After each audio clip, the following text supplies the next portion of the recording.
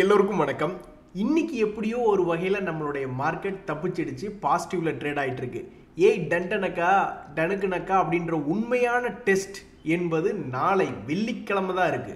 So ஒரு ஃப்ரைடேவாக இருக்குமா இல்லை ஃப்ரைடேவாக இருக்குமா அப்படின்றது தெரில. ஆனால் மிகவும் ஆச்சரியகரமான முறையில் நான் அப்படியே ஆடி போயிட்டேன், அசந்து போயிட்டேன். இட்ஸ் அ மெடிக்கல் மிராக்கல் அப்படின்ற மாதிரி கடந்த 4 நாட்களாக எப்படியெல்லாம் நம்ம பயந்துக்கிட்டு இருந்தோம். ஆனால் அத்தனை பயமும் ஒரு தேவையில்லாத பயம் என்பது போல மார்க்கெட்டில் 400 பாயிண்ட் என்பது கடந்த 4 நாட்கள் ஏற்றி விட்டுருக்காங்க. இந்த சமயத்தில் தான் ஒரு நண்பர் சொல்கிறாரு, இந்த தமிழ்நாடு மெர்கன்டைல் பேங்க் அப்படின்ற ஒரு பங்குங்க, அதில் நான் 2 வருஷமாக லாக் ஆகிட்டு இருக்கேன் அப்படின்ற மாதிரி சொல்கிறார். நம்ம டெய்லியும் ஏதாவது நியூஸ் கிடைக்குதான்னு கண்ணில் விரல விட்டு பார்த்துக்கிட்டு இருக்கோம். அதில் எதுலேயுமே ஒரு பங்கு சிக்கல. அவன் குவார்ட்டர்லி ரிசல்ட் வர்றப்ப மட்டும்தான் சிக்கிறான்னா, அப்போ மார்க்கெட்டில் ஒரு இன்ட்ரெஸ்ட் என்பது ஒரு மார்க்கெட்டில் நியூஸ் வந்ததுன்னா தானே அந்த பங்கை பற்றி ஒரு இன்ட்ரெஸ்ட் வரும். ஸோ பெரும்பாலும் இந்த தமிழ்நாடு மெர்கன்டைல் பேங்க் ஐபிஓ வந்த சமயங்களில் நிறைய நியூஸ்கள் அதை பற்றி வந்துட்டு இருந்தது. அதை தொடர்ந்து அது 500 ரூபா வரைக்கும் ஒரு கட்டத்தில் போச்சு. அப்புறம் 350 ரூபா போயிட்டு 550 ரூபா எல்லாம் போச்சு. அதுக்கப்புறம் கூட நியூஸ்கள் பெருசாக இல்லாத சமயத்தில் 2024 பார்த்தீங்கன்னா அப்பப்போ கீழிருந்து ஒரு 10% நிறைய முறை சம்பாரிச்சு கொடுத்துக்கிட்டு இருந்தான் 2024. ஏனோ தெரியல, இந்த 2025 பாராமுகமாக இருக்கான். ஒரே ஒரு முறை லோ ரேட்லேருந்து ஒரு 20% என்பது சம்பாரிச்சு கொடுத்து விட்டு, அதுக்கப்புறம் ஒன்றும் பெருசாக 10% ஒன்றும் பெருசாக சம்பாரிச்சு கொடுக்காத மாதிரி ரொம்பவுமே பாராமுகமாக இருக்குது கடந்த 6 மாதம் காலமாகவே.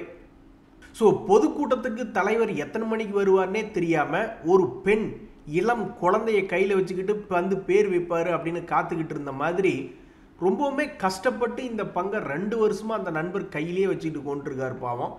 இதுக்கு என்னைக்கு ஒரு நல்ல நியூஸ் வரும் அப்படின்றது தெரியல. இந்த குழந்தைக்கு யாராவது பேர் வச்சு விடுங்க அப்படின்ற மாதிரி யாராவது ஒருத்தர் சொல்லடி போட மாட்டாங்களான்னு பார்த்துருக்காங்க.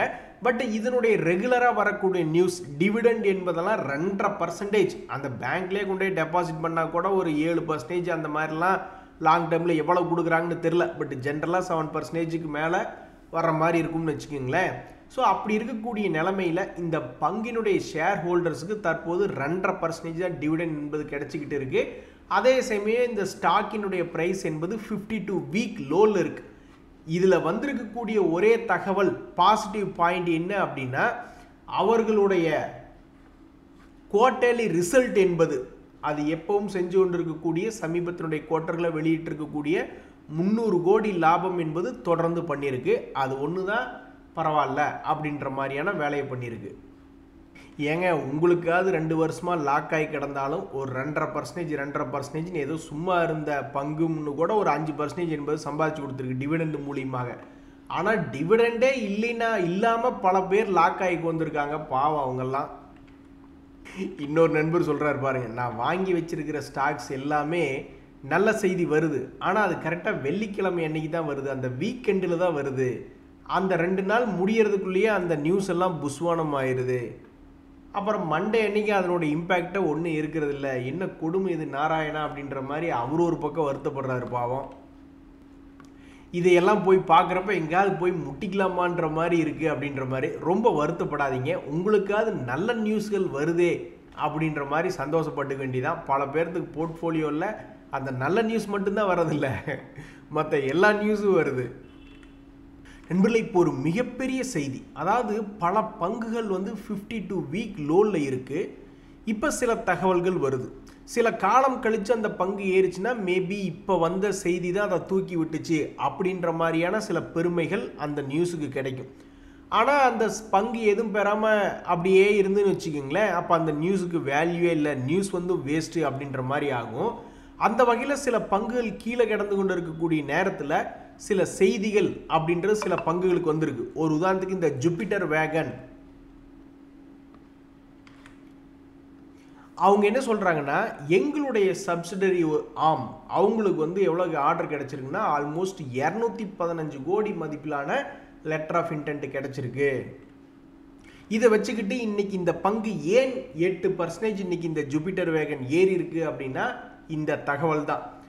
ஆனால் புண்ணுக்குள்ள ஒரு வேலை விட்டு விளையாட்டு காமிச்ச மாதிரி இந்த பங்கு சமீபத்தினுடைய குவார்ட்டர்லி ரிசல்ட் என்ன பண்ணியிருப்பாங்க நீங்கள் நினைக்கிங்க? கண்ணை பொத்திங்க காதை பொத்திங்க அப்படின்ற மாதிரியான ஒரு ஒரு வேலையை பண்ணியிருக்கு. அதாவது தொடர்ந்து 1000 கோடி மதிப்பிலான சேல்ஸ் என்பது பண்ணி கொண்டு வந்துட்டு இருந்த ஒரு குவார்ட்டருக்கு பண்ணி கொண்டு வந்துட்டு இருந்த பங்கு போன குவார்ட்டரில் சேல்ஸ் என்பது வெறும் 411 கோடி தான் அப்படின்ற ஒரு தகவல் வந்திருக்கு. வெறும் 33 கோடி தான் லாபம் அப்படின்ற மாதிரி வந்திருக்கு. அதனால தான் உன்னை எல்லாம் அடி வெளுத்து விட்டுருக்காங்க அந்த காலத்திலேருந்தே அப்படின்ற மாதிரி 700 ரூபா டு 356 ரூபா வந்திருக்கு. இதில் ஒன்று நல்லா கவனித்து பார்த்தீங்களா நண்பர்களே, நம்ம ஷேர் மார்க்கெட்டில் ரொம்ப விவரம் தான். எத்தனையோ பங்குகளில் வந்து கீழிருந்து மேலே ஏற்றி விட்டாங்க. அதில் ஒரு லாஜிக் இருந்தது. ஏன்னா அதெல்லாம் ஓரளவுக்கு நல்லா ப்ராஃபிட் பண்ணி இருந்தது இந்த ஜூன் குவார்ட்டர்லேயும். இந்த ஜூபிட்டர் வேகன்லாம் வந்து இந்த ஜூன் குவார்ட்டர்லேயும் ஒன்றும் பெருசாக லாபம் ரிப்போர்ட் பண்ணாது அப்படின்ற தெரிஞ்சுக்கிட்டதுனாலயா இல்லை என்ன காரணம் தெரில, அதையெல்லாம் மேலே ஏற்றி விடவே இல்லை பாருங்கள். இந்த கடந்த 6 மாதத்தில் எத்தனையோ பேர்த்துக்கு ஜாலியாக இருந்தது. பழைய பங்குகள் கீழே விழுந்து மேலே வந்துருந்தது. ஆனால் இவன்லாம் மேலே வரல பாருங்கள். ஸோ எது எப்படியோ அவங்களுக்கு இந்த 215 கோடியிலான மதிப்பு என்பது ஒரு பெரிய ஆர்டர் தான். ஏன்னா அவங்க ஒரு குவார்ட்டருக்கே 411 கோடி தான் வியாபாரம் பண்ணிக்கிட்டு இருக்காங்க. இந்த சமயத்தில் வந்திருக்கக்கூடிய ஆர்டர் செய்தி என்பது ஏதோ நெஞ்சை வருடி கொடுக்கும் வழியாக இருந்ததுனால அது இன்னைக்கு ஒரு 8% ஏறி இருக்கு. ஸோ தீமை தான் வெல்லும் அப்படின்ற கான்செப்டில் இந்த பங்குனுடைய நியூஸை வச்சுக்கிட்டே ஏதாவது கொஞ்சம் மேலே ஏற்றி விடலாமான்னு யோசிக்கிறாங்களா, இல்லை என்னதான் ஆர்டர் நியூஸ் வந்தாலும் குவார்ட்டர்லி ரிசல்ட் நீ சுமாராக தானே கொடுத்துருக்க, அப்போ அடுத்த குவார்ட்டரில் என்ன பண்ண போகிற அப்படின்ற தகவலை மார்க்கெட் எதிர்பார்க்குதா என்னன்றது தெரியல. இன்றைய தேதியில் 3 மாதத்தினுடைய லோவில் இருந்து மேலே ஏறிய பங்காக இந்த ஜூபிட்டர் வேகன் என்பது உங்கள் கண்ணு முன்னாடி இருக்குது. அதே மாதிரி ஷேர் மார்க்கெட்டில் பிரபலமான இந்த எக்ஸைட் இண்டஸ்ட்ரீஸ் அப்படின்ற பங்கு ஒரு முறை 600 ரூபாயெல்லாம் பார்த்த பங்கு தான். இப்போ 200 டேஸ் மூவிங் ஆவரேஜ் தாண்டறக்கே ரொம்ப ஓவராக முயற்சி பண்ணிக்கிட்டே இருக்குது. அந்த வகையில் இது ஒரு 5வது முயற்சியாக இருக்குது. இப்படி இருக்கக்கூடிய இந்த நேரத்தில் இந்த எக்ஸைட்டில் 2 நியூஸ் வருது. ஒன்று, அந்த கம்பெனியில் வந்து பெரிய அளவில் முதலீடு பண்ணதில் இந்த கோட்டக்னுடைய ஃபண்ட்ஸும் இருக்குது. ஸோ அந்த கோட்டக் ஃபண்ட்ஸில் வந்து சம் சேஞ்சஸ் இருக்குது அப்படின்ற ஒரு அப்டேஷன் என்பது கொடுத்துருக்காங்க. அது மட்டும் இல்லாமல் இன்னொரு பிஸ்னஸ் அப்டேட் என்ன அப்படின்னு பார்த்தீங்கன்னா, அவங்களுடைய ஹோலி ஓன்டு சப்சிடரியில் எக்ஸைட் எனர்ஜி சொல்யூஷன்ஸ் லிமிடெட் அப்படின்ற கம்பெனியில் அவங்க மறுபடியும் அடிஷ்னல் இன்வெஸ்ட்மெண்ட் பண்ணியிருக்காங்க அப்படின்ற மாதிரியான ஒரு தகவல் வந்திருக்கு. ஸோ இப்போ பல பேர் என்ன எதிர்பார்க்குறாங்கன்னா, ஏதாவது செய்வீர்களா, கீழே விழுந்து கிடக்கும் பங்குகள் தங்களுடைய ஷேர் ஹோல்டர்களை மகிழ்ச்சிகரமாக வைக்கிற மாதிரி ஒரு 400 to 500 அல்லது 600 திரும்ப வருவீங்களா, 52 வீக் ஹையை தொடுவீங்களா அல்லது கீழே விழுவீங்களா அப்படின்னு பார்த்துட்டு இருக்காங்க. பட் தற்போதைக்கு முக்கியமான தகவல்களாக இந்த எக்ஸைட் இண்டஸ்ட்ரீஸில் இது போன்ற தகவல்கள் இருக்குது. ஸோ கீழே விழுந்து கிடக்கக்கூடிய பங்கு, ஆனால் அதில் நியூஸ் வந்திருக்கு அப்படின்ற மாதிரியான ஒரு தகவலில் இந்த பாலி மெடிக்யூர் அப்படின்ற பங்கு உண்டு. இது வாட்டுக்கு சிவனேன் இந்த 2025 சிறிய அளவில் ஏறி சிறிய அளவில் இறங்கி சம்பாரிச்சு கொடுத்துட்டு இருந்தது. அதுக்கப்புறம் என்னாச்சு அப்படின்னு பார்த்தீங்கன்னா, ட்ரம்ப் அவர்களுடைய வார்த்தை விளையாட்டுகளில் திடீர்னு எதுக்கோ ஒரு காரணத்தினால 2000 ரூபாயில் பிக்கப் ஆனவன் 3000 வரைக்கும் போயிட்டான். எதுக்குடா இவ்வளோ வேகமாக போன அப்படின்னு எல்லாரும் ஒரு மாதிரி கடுப்பாய் பார்த்துட்டு இருக்கீல. நீங்கள் போட்டால் ஸ்டொமக் ஃபயரே என்னை கீழே கொண்டு வந்துருச்சியா அப்படின்ற மாதிரி 3000 ரூபாயிலிருந்து தொடர் சரிவு. பெரிய சகப்பி, நான் பார்த்ததுலேயே பெரிய சகப்பி யாருன்னா ஐ ஆம் தட் சகப்பி அப்படின்னு 1000 ரூபாய்கள் தொடர்ந்து இறங்கி இப்போ 2000 ட்ரேட் ஆகி கொண்டு இருக்கக்கூடிய இந்த பாலி மெடிக்யூர் அப்படின்ற கம்பெனியில், அது ஒரு கடன் இல்லாத கம்பெனி, அதே சமயம் டிவிடெண்ட் ரொம்பவும் குறைவாக கொடுத்து கொண்டு இருக்கக்கூடிய கம்பெனி. சமீபத்தினுடைய குவார்ட்டர்லி ரிசல்ட்டில் 93 கோடி லாபம், அதாவது அவங்க எப்பவும் நிலையாக செஞ்சு கொண்டு இருக்கக்கூடிய ஒரு லாபத்தை மட்டும் ரிப்போர்ட் பண்ணியிருக்காங்க. அப்படி இருக்கக்கூடிய கம்பெனி நொடிஞ்சு போன கம்பெனியில் அக்வசிஷன் பண்ணுவாங்க இல்லையா, அது மாதிரி ஹிமாலயன் மினரல் வாட்டர்ஸ் அப்படின்ற கம்பெனியை எடுத்துக்கிறதுக்கு பார்த்துக்கிட்டு இருக்காங்க. அது சம்மந்தப்பட்ட தகவல்கள் வந்திருக்கு. ஸோ எதிர்காலத்தில் ஒருவேளை இந்த பங்கு ஏறுது அப்படின்னா இந்த தகவல் ஏதாவது அதுக்கு உதவி செய்யுதா அப்படின்ற மாதிரி ஒரு காரணமாகும். ஒருவேளை எதிர்காலத்தில் ஏறாமல் இதே மாதிரி நீட்டிப்படுத்தினாலும் வந்த நியூஸ் வேஸ்ட்டாக போச்சேயா அப்படின்ற மாதிரியான ஒரு நிலை தான் தற்போதைய நிலை. ஸோ தற்போதைக்கு இதுவும் 52 வீக் லோவில் இருக்கக்கூடிய பங்கு. சமீபத்தில் ஏதாவது லாங் கேண்டில் போட்டானா, அந்த மாதிரி ஒரு வாலட்டிலிட்டி சம்பவமே நடக்கலையே ராஜா, இனிமேல் போட்டால் தான் உண்டு அப்படின்ற மாதிரி. அது எங்கேயோ தூத்துக்குடி பக்கத்தில் போட்ட மாதிரி, அது எப்போ மே மாதத்தில் ஒரு இடம் லாங் கேண்டில், அதாவது ஸ்டாக் மார்க்கெட்டில் திடீர்னு ஏதோ ஒரு இன்ட்ரெஸ்ட் வந்து ட்ரேட் ஆனது வந்து கடைசியாக மே மாதத்தில் வந்த இன்ட்ரெஸ்ட், அந்த இன்ட்ரெஸ்ட் 3 நாளில் போய் அதுக்கப்புறம் அந்த லோனில் பிக்கப்பே ஆகாமல் மிகப்பெரிய கடும் சரிவடைஞ்ச ஒரு பங்காக தான் இந்த பாலி மெடிக்யூர் இருக்குது. ஸோ ஒரு டெக்னிக்கலாக மார்க்கெட்டில் நியூஸ் வந்து இப்போ வரைக்கும் லாங் கேண்டில் போடாத ஒரு பங்காக 3 மாதமாக ட்ரேட் ஆகிட்டு இருக்கு. இனிமேலாவது இதுக்கு ஒரு நல்ல காலம் பிறக்குமா அப்படின்னு பல பேர் எதிர்பார்த்துக்கிட்டு இருக்காங்க. ஏன் எதிர்பார்த்துக்கிட்டு இருக்காங்க? ஏதோ ஆண்ட முன்னியத்தில் 52 வீக் ஹைக்கு வந்ததுன்னா உனக்கு ஒரு கும்பிடு அப்படின்ற மாதிரி லாக் ஆனவங்க பல பேர் ரிலீஸ் ஆகி ரொம்ப நன்றின்ட்டு போவாங்க. ஆனால் அது செய்யுமா?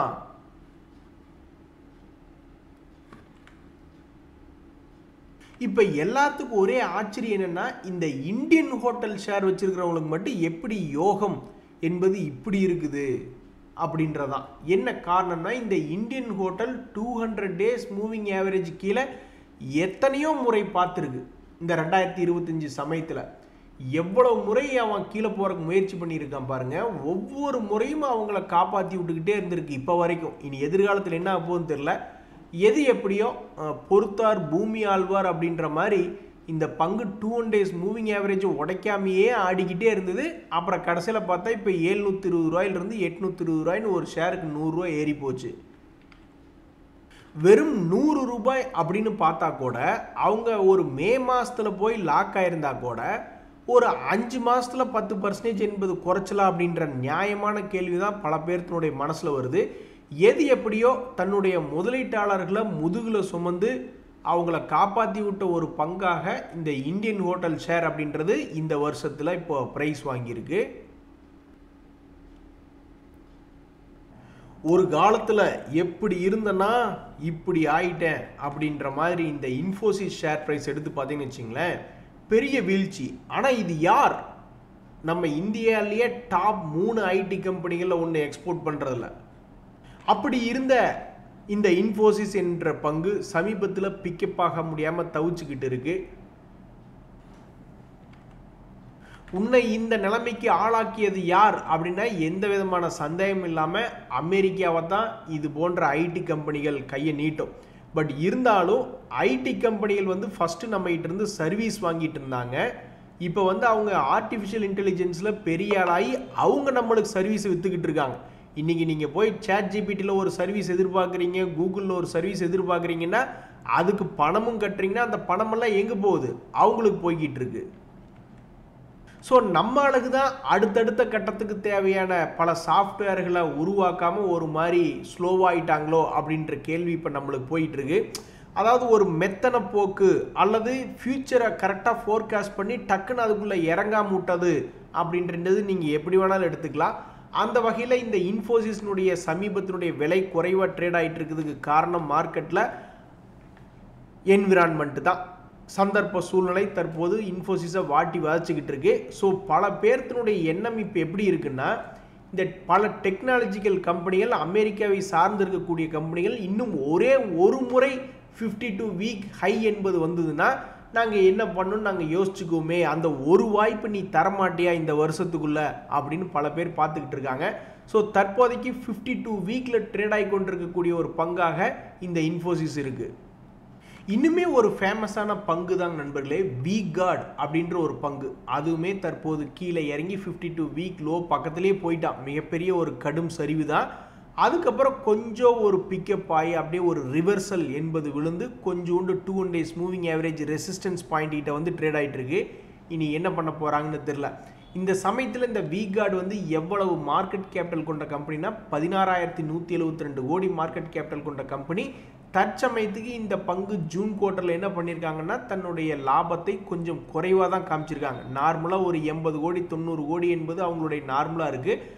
அந்த ரேஞ்சை விட கொஞ்சம் கம்மியாக தான் ரிப்போர்ட் பண்ணியிருக்காங்க. இனி அடுத்த குவார்ட்டரில் இந்த பங்கு என்ன செய்யும் அப்படின்றது தெரில. பட் இந்த குவார்ட்டரில் எஃப்ஐஸ் என்ன பண்ணியிருக்காங்கன்னா அவங்களுடைய ஹோல்டிங் பர்சன்டேஜை கொஞ்சம் குறைச்சிருக்காங்க. பட் அதே சமயம் டிஐஸ் வந்து மேபி இன்னும் எதிர்காலத்தில் இன்னும் இந்த கம்பெனிக்கு இது நல்லா இருக்குமோ அப்படின்றக்கு இது ஒரு எண்ணமா என்னன்னு தெரியல. அவங்களுடைய ஹோல்டிங் பர்சன்டேஜ் என்பது கொஞ்சம் இன்க்ரீஸ் பண்ணியிருக்காங்க ஜூன் குவார்ட்டரில். எது எப்படியோ இந்த V-Guard என்பது ஒரு ஃபேமஸான பங்கு தான். தற்சமயத்துக்கு 52 வீக் லோ பக்கத்தில் ட்ரேட் ஆகிட்டு இருக்கு. இதனுடைய 52 வீக் ஹை என்பது 500 ரூபா பக்கத்தில் இருக்குது. லோ என்பது 300 ரூபா பக்கத்தில் இருக்குது. சந்தோஷத்தை கொண்டு வா அப்படின்னு பல பேர் வேண்டிக்கிட்டு இருக்காங்க. அடடா பாவம் நண்பர்களே, இந்த ஜம்னா ஆட்டோ அப்படின்ற பங்கெல்லாம் பாவம் இன்னைக்கு 3.5% அடி வெளுத்து விட்டாங்க. சமீபத்தில் வந்து இந்த மசகான் டாக் அப்படின்ற பங்கு, ஜம்னா ஆட்டோ போன்ற பங்குலாம் ரொம்ப ஸ்லோவாக இருந்தது. அதில் இந்த ஆட்டோ ரிலேட்டடான பங்குகள் ஒரு 2-3 நாளாக நல்லா இருந்தங்காட்டி ஏதாவது ஆட்டோ துறையில் ரிவைவல் வருமா அப்படின்னு பார்த்துக்கிட்டு இருந்தாங்க. இவன் சந்தோஷத்தில் இப்போ தான் மிகப்பெரிய ஒரு லாங் கேண்டில் அப்படின்றது இந்த ஜம்னா ஆட்டோ போட்டிருந்தது. போட்டதுக்கப்புறம் அது ஒரு மாதிரி சுமாராக ட்ரேட் ஆகிட்டு இருக்கு. இனி ஏதாவது ரெகுலராக ஏதாவது ஒரு லோ வரைக்கும் வந்துட்டு அப்புறம் இது பிக்கப் ஆகுதா, அல்லது இப்படியே விழுகுதா, அல்லது இங்கிருந்து பிக்கப் ஆகுதா அப்படின்றது பெரிய சினாரியோ. ஸோ அடுத்த ஒரு 30-40 நாளைக்கு இந்த பங்கு என்ன செய்ய காத்திருக்கிறது அப்படின்றது பொறுத்து இருந்தால் பார்க்கணும். தற்போதைக்கு மிகவும் ஒரு 8 மாதங்களுக்கு பிறகு ஒரு 200 days மூவிங் ஏவரேஜை தாண்டிய ஒரு பங்காக இந்த ஜம்னா ஆட்டோ இருந்துட்டு இருக்கு. இதுக்கு மிக முக்கியமான காரணம் ஆட்டோ துறையில் திடீர்னு வந்த ஒரு சலசலப்பு தான். ஸோ இதுக்கு முன்னாடி மிகவும் அற்புதமாக சம்பாரித்து கொடுத்துட்டு இருந்த பங்கு ஒரு ஃபெயிலியர் ஆகி கடைசியில் இவ்வளவு பெரிய வீழ்ச்சியில் ட்ரேட் ஆகிட்டு இருக்கு. இந்த சமயத்தில் இந்த பங்கை பற்றிய தகவல் என்னென்னா 1% என்பது டிவிடெண்ட் கொடுத்து கொண்டிருக்கக்கூடிய பங்காகவும், சமீபத்தினுடைய குவார்ட்டர்லி ரிசல்ட்டில் தன்னுடைய லாபத்தை தொடர்ந்து இருக்க பிடிச்சி அதே ஒரு 40-50 கோடி ரேஞ்சிலேயே கொடுத்து கொண்டிருக்கக்கூடிய ஒரு பங்காகவும் இருக்குது. அடுத்து நம்ம பார்க்கக்கூடிய இந்த மசகான் டாக் எப்படி, இதுவும் வந்து அந்த இந்தியன் ஹோட்டல்ஸ் பங்கு மாதிரியே அந்த 200 days மூவிங் ஏவரேஜை விட்டு கொடுக்காத ஒரு பங்காக தான் இப்போ வரைக்கும் ஒரு 1.5 வருஷமாக ரெக்கார்டு மெயின்டைன் பண்ணிக்கிட்டு இருக்கான். இனி அடுத்தடுத்த நாட்கள் எப்படின்னு தெரியல. பட் தற்போதைக்கு இந்த மசகான் டாக் ஏங்க எதுவுமே ஏறினாதான் ஏறுச்சுன்னு தெரியும், இறங்கினாதான் இறங்குச்சுன்னு தெரியும். யாருக்கு தெரியும் இந்த கட்டத்தில் வந்து இது இறங்குச்சா இல்லையான்னு பார்த்துக்கிட்டே இருந்திருப்பாங்க நிறைய பேர். கொஞ்சம் கொஞ்சமாக இப்படி மூவ் ஆகிருக்கும், பார்த்துக்கிட்டே இருந்திருப்பாங்க. ஓ இது மேலே போகுது அப்படின்னு நினச்சிக்கிட்டு இருந்திருப்பாங்க. அப்புறம் லேசாக இறங்க ஆரம்பிச்சுன்னு ஓ இறங்கிருமோன்னு நினச்சிக்கிட்டு இருப்பாங்க. அப்புறம் திடீர்னு ஒரு பெரிய கேண்டில் போட்டுட்டான், அப்புறம் அப்படியே ஆடிக்கிட்டு இருந்தான். அப்புறம் என்ன நினச்சிருப்பாங்க, திடீர்னு ஒரு நாள் கீழே விழுந்தோன்னே ஓ இது பொழக்க போகிறான்டா அப்படின்ற மாதிரி நினச்சிக்கிட்டு இருப்பாங்க. ஆனால் அது யூட்டர்ன் போட்டு டக்குன்னு இப்படி ஏறிடுச்சு.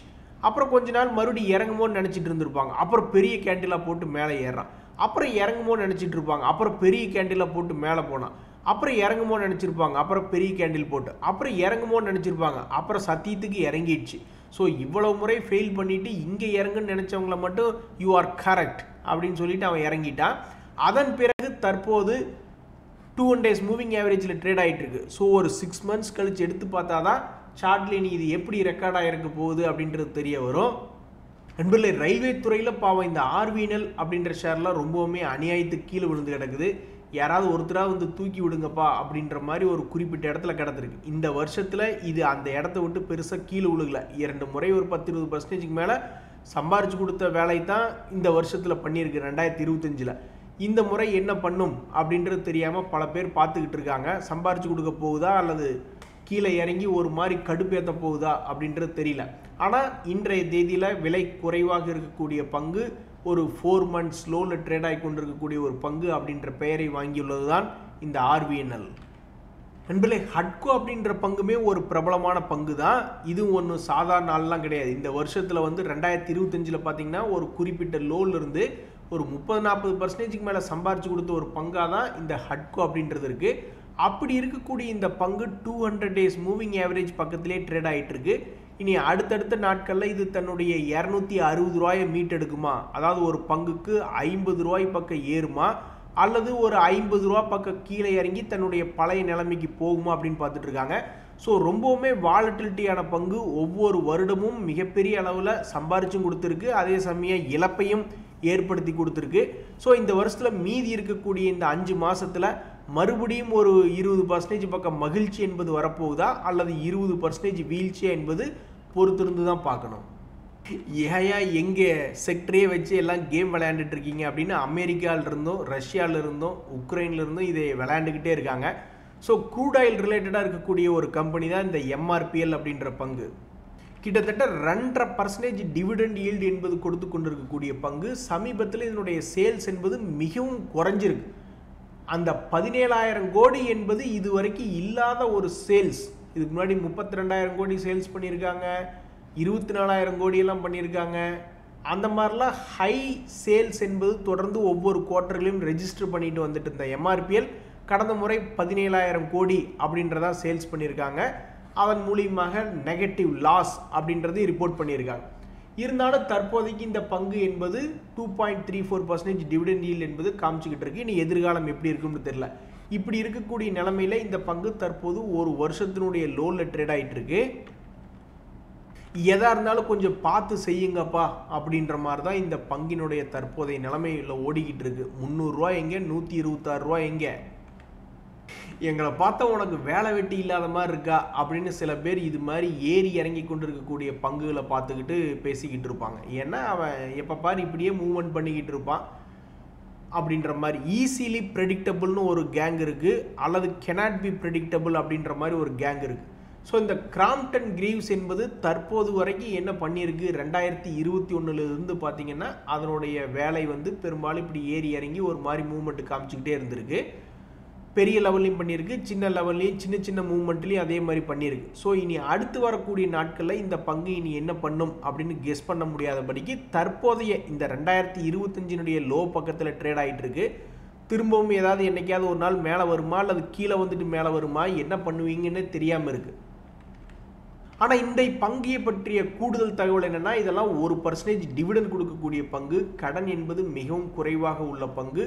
அதே சமயம் லாபத்தில் மட்டும் அவன் கோட்டை விடுறான். அதாவது இப்படி வளர்ந்து வர்ற மாதிரி லாபத்தை காட்டாமல் எப்பவும் நிலையான ஒரு லாபத்தை காட்டுறாங்க. ஷேர் மார்க்கெட்டில் எப்பவும் ஒரு கான்செப்ட் இருக்குது, என்றைக்குமே அவங்களுடைய லாபம் நிலையாக இருக்கும் பொழுது ஷேர் மார்க்கெட்டில் ப்ரைஸ் மேலே ஏறுது அப்படின்னா அப்போ இந்த ப்ரைஸுக்கும் இந்த லாபத்துக்கும் சம்மந்தம் இல்லை, அதனால் இதை இறக்கி விடு அப்படின்றாங்க. அப்புறம் இறக்கி விட்டுறாங்க. அவன் இறக்கி விடுறப்பவும் அதே லாபம் பண்ணிக்கிட்டு இருக்கல, ஏயா இதே லாபம் தான் அந்த காலத்துலேயும் பண்ணிகிட்டு இருந்தா, அப்போ மட்டும் ஏற்றி வச்சிங்க, இப்போதைக்கு கீழே இறக்கி வச்சுருக்கீங்கன்னு வேறு ஏதாவது ஒரு குரூப்பில் வந்து குரூப்புக்கு இதில் இன்ட்ரெஸ்ட் வந்துடுது. சரி இது ஏதோ சீப்பாக இருக்க மாட்டிருக்குன்னு சொல்லி அப்போ வந்து சில பேர் உள்ளே இறங்குறாங்க. அதனால் டிமாண்ட் வந்து மறுபடியும் மேலே ஏறுது. அப்புறம் மறுபடியும் அதே கதை தான், ஏயா ஒரே பிஸ்னஸ் தானே பண்ணிக்கிட்டு இருக்கு, அப்புறம் எதுக்கு மேலே குறை வச்சிருக்க, கீழே இறக்கி விட, இந்த மாதிரி வேலையை பண்ணிக்கிட்டு இருக்காங்க. ஸோ அடுத்தடுத்த பிஸ்னஸ் அப்டேட்டுகளில் இந்த கிராம்ப்டன் கிரீவ்ஸ்க்கு இன்னும் ஏதாவது பாசிட்டிவ் நியூஸ் கிடைக்குமா அப்படின்னு பல பேர் பார்த்துட்டு இருக்காங்க. நன்றி, வணக்கம்.